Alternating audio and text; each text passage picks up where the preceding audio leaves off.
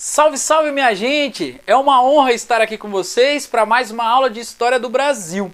O tema da nossa aula é Nova República, que vai de 1985 a 2020. Mas hoje nós vamos falar de dois governos dentro dessa Nova República. O governo Collor, que vai de 90 a 92, e o governo Sarney, de 92 a 95. Vamos nessa? Já se inscreve no canal, já curte o nosso vídeo aí e deixa um recadinho. Vamos lá então. Quando a gente fala do governo Collor, a gente precisa lembrar que ele ganhou do Lula no segundo turno e ele foi uma grande liderança política que foi também construída junto com a televisão, junto com os empresários do Sudeste e junto com a elite tradicional do Nordeste. Então ele acumulava vários interesses econômicos em torno dele e ele era tido como um político novo, um político longe das fórmulas tradicionais de governo. E quando o Collor assume, logo no primeiro dia, ele já toma 16 medidas para superar a crise econômica brasileira que vinha ainda de herança da ditadura militar, da herança da crise do petróleo, que não foi resolvida com o Sarney. E ele cria, dentro do governo dele, mais um plano econômico, chamado de Plano Collor. Qual é o objetivo? De novo, eles analisam o problema econômico brasileiro muito mais circunstancial do que estrutural. E a partir desse momento a partir desse ponto de vista que é mais circunstancial, eles determinam aquilo que já havia sido feito no Plano Cruzado 1, que era o congelamento de preços e salários. De preços, para evitar a inflação gigantesca que pega de vez o bolso dos mais pobres. E os salários para desestimular o consumo no Brasil. Então, é essa a grande diferença do Plano Collor para o Plano Cruzado. O congelamento dos salários também. E nós temos aí uma segunda medida para desestimular o consumo, que é o confisco de saldos e poupanças. Ou seja, se você tivesse um valor em dólares estipulado naquele momento, estipulados em cruzeiros, que era a moeda que ele determinou que voltasse à circulação no Brasil, você teria a sua fortuna confiscada.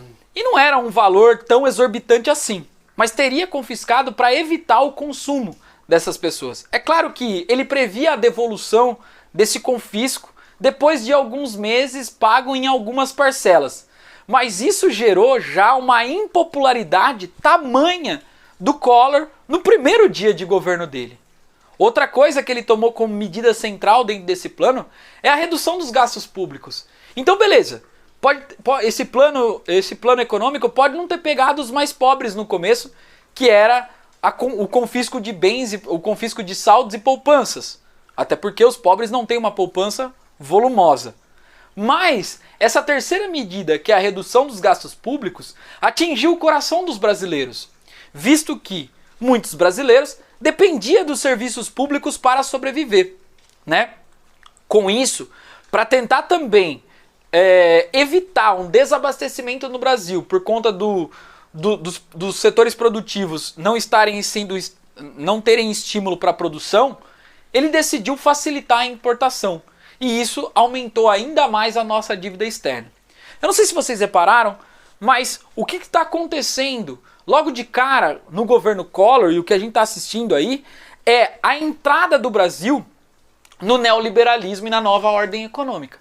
Certo? Ou seja, é um plano de austeridade, principalmente para você viabilizar um Estado mais enxuto, buscando um superávit primário. Ou seja, você arrecadar mais do que gastar. Ao mesmo tempo, facilitar a entrada dos produtos estrangeiros, fruto do início do processo da globalização. E o terceiro, estar vinculado ao FMI, que era o grande credor da dívida externa brasileira, que o FMI, orientado também através do Consenso de Washington. Além do mais, é bom a gente lembrar que o Collor também inicia o processo de privatização das empresas estatais brasileiras. Ele é o grande iniciador disso, reforçando ainda a entrada do Brasil nessa nova ordem mundial. Então lembra que na aula do José Sarney eu troquei ideia com vocês falando o como era construído o estado de bem-estar dentro da Constituição de 88, e agora então o governo Collor se insere na onda do fluxo do capital. Então nós vamos ter um embate incisivo entre aquilo que a Constituição prevê e a realidade econômica brasileira, certo? Bom, resultado dessa política, nós vamos ter um aumento do desemprego, principalmente porque a produção interna cai, fruto do desestímulo, né, dos produtores estarem sem estímulo e da entrada de produtos estrangeiros. Então, a produção que se tinha emprego aqui no Brasil cai drasticamente, então nós vamos ter um desemprego. E, consequentemente, com o desemprego, acompanha a miséria e aumento da desigualdade social, né? Então aí o Collor vem para tentar superar tudo isso e fazer um novo plano econômico, que é o Collor 2. E aí o que ele faz? Ele permite o reajuste dos preços. E aí então a inflação dispara, certo? Então ele não consegue fazer um plano econômico que acabe com a miséria, acabe com o desemprego, que faça o setor produtivo se sentir estimulado a produzir, né? E que combata a dívida externa brasileira, que obviamente é fruto de uma política de austeridade, tá? Bom, com isso então, com a impopularidade, né, tanto dos setores mais pobres quanto dos setores mais ricos, ele vai ser denunciado por corrupção. Mais uma vez ela vem à tona, né?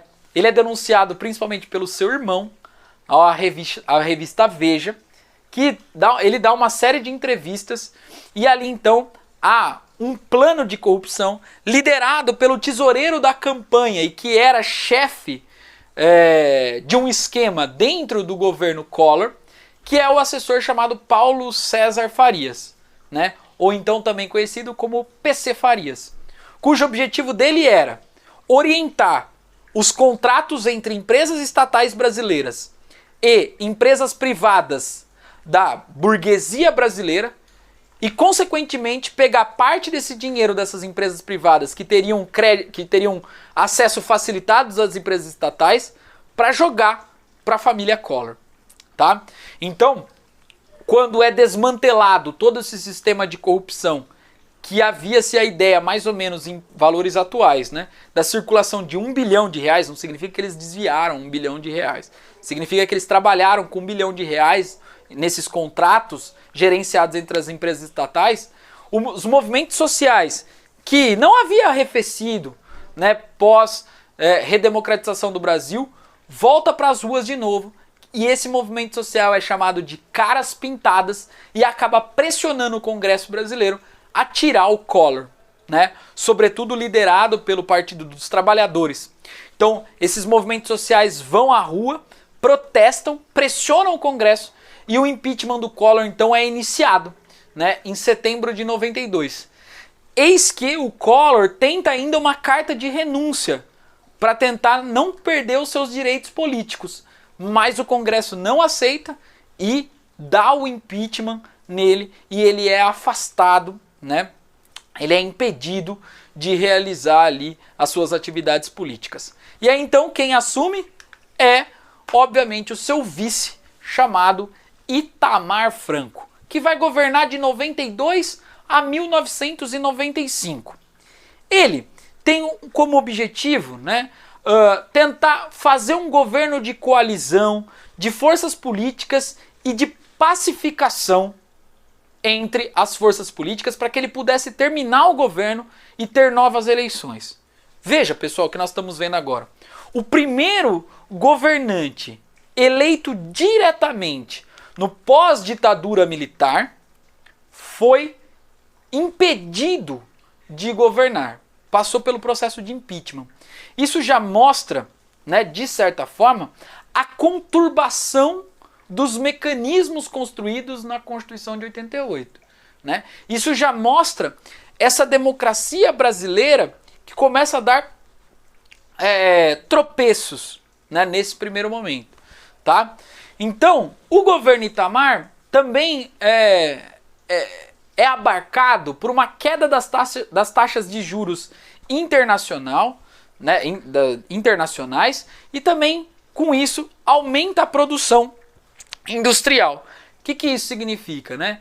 Que como os juros abaixam, as pessoas se sentem mais confortáveis em pegar recursos para investir em produtividade do que em especulação, né? Então, há uma melhora do cenário econômico, pelo menos internacionalmente, e o Brasil está dentro desse cenário também. E, logicamente, para tentar superar a crise econômica do Brasil, o Itamar Franco chama um importante político brasileiro, sociólogo, antigo professor da USP da década de 60, que já havia sido senador por São Paulo, que é o Fernando Henrique Cardoso, para ser o seu ministro da Fazenda, né? E junto com o pessoal economista da PUC do Rio de Janeiro, eles criam um novo plano econômico para o Brasil. Esse plano leva o nome de Plano Real e é o plano que vai dar origem à moeda que nós temos até os dias de hoje, 2020, certo? Veja, qual será que é a diferença desse plano para ele permanecer por muito tempo, né? Qual será que as características desse plano que permite ele se diferenciar dos planos anteriores? Então vamos lá. Primeira coisa, esse plano ele tinha uma estrutura, ele era um plano mesmo, com começo, meio e fim. Ele estimulava o pessoal a trocar moeda desde o primeiro dia que estaria valendo esse plano, até o final da sua transição. Então quem trocasse moeda no primeiro dia receberia um montante maior do que quem fosse trocar no último dia. Então as pessoas se sentiam estimuladas em trocar no primeiro dia para ganhar um maior montante de recursos financeiros. Segunda coisa, haveria impressão de papel moeda desde que o Brasil tivesse reservas cambiais, ou seja, desde que houvesse reservas em dólares. Isso daria uma espécie de lastro para essa primeira moeda do Brasil, para essa nova moeda brasileira. E isso também poderia atrair o capital estrangeiro por conta dessa solidez econômica, onde a moeda brasileira vai ser lastreada em dólar. Mas ao mesmo tempo, há um perigo nisso. Por quê? Porque para você lastrear em dólar, você precisa necessariamente comprar dólar. Então, automaticamente que você lastreia o plano econômico no dólar, você aumenta a sua dívida externa também. No entanto, era uma dívida, para essa turma do FHC, calculada. Ou seja, é melhor se endividar, mas garantir uma estabilidade do plano econômico, garantir uma estabilidade da inflação e garantir uma circulação da produção, do que você tentar controlar a dívida por si só de uma maneira conjuntural. Beleza? Segundo ponto, já que o lastro vai ser baseado em dólar, equiparou-se a moeda brasileira ao dólar também. Essa moeda chegou a ter por muito tempo o valor de $1, R$1, $1. Então isso mostrava para o mundo, de certa forma, que esse novo plano econômico era um plano substantivo, um plano robusto. E com isso, né, permitiu que o capital especulativo no Brasil fosse ampliado.